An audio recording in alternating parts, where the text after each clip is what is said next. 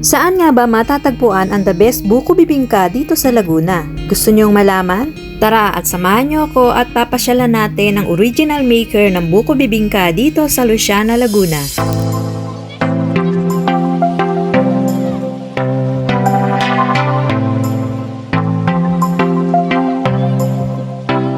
Galing kami ng Mauban, Quezon at sa tuwing madadaan kami dito sa Luciana, Laguna, dito namin pinipiling bumili ng pasalubong. At dito sa kahabaan ng highway ng Barangay San Antonio, Luciana, Laguna, dito makikita ang maraming stall ng buko bibingka.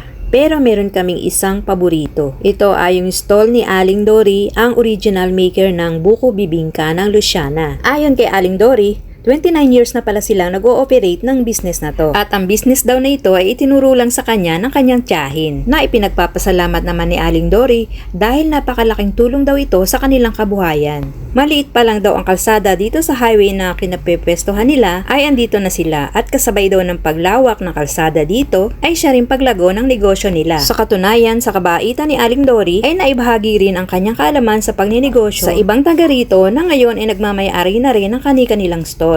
Ang pagluluto nito ay hindi naman halos naiiba sa tipikal na bibingka na nakikita natin sa mga daan-daan. Pero saan nga ba naiiba si Aling Dory? Bakit siya binabalik-balikan ng mga customers? Syempre, bukod sa smiling face si Aling Dory, may secret weapon din siya para tangkilikin siya ng kanyang mga customers. Guys, iba talaga ang linamnam ng buko bibingka ni Aling Dory. Bukod sa overloaded na cheese, ay daman-dama mo yung dami ng buko na nasa loob ng bibingka. Ang buko bibingka ay yari sa galapong na pinaghalong malagkit at bigas na nilahukan ng sariwang kinudkod na buko. Then pagkatapos ay ibubuhos nila ito sa medyo flat na parang palayok na may nakasapin na dahon ng saging sa ilalim. Then tatakpan nila ito ng flat na yero na may nakapatong na nagbabagang kahoy sa ibabaw. Ito yung sample. Sobrang sarap na pagkakaluto, guys. At ang isa pang nakakatuwa dito, mabibili lang ito ng 3 for 100 at ilalagay naman nila sa isang napaka-cute na bayong.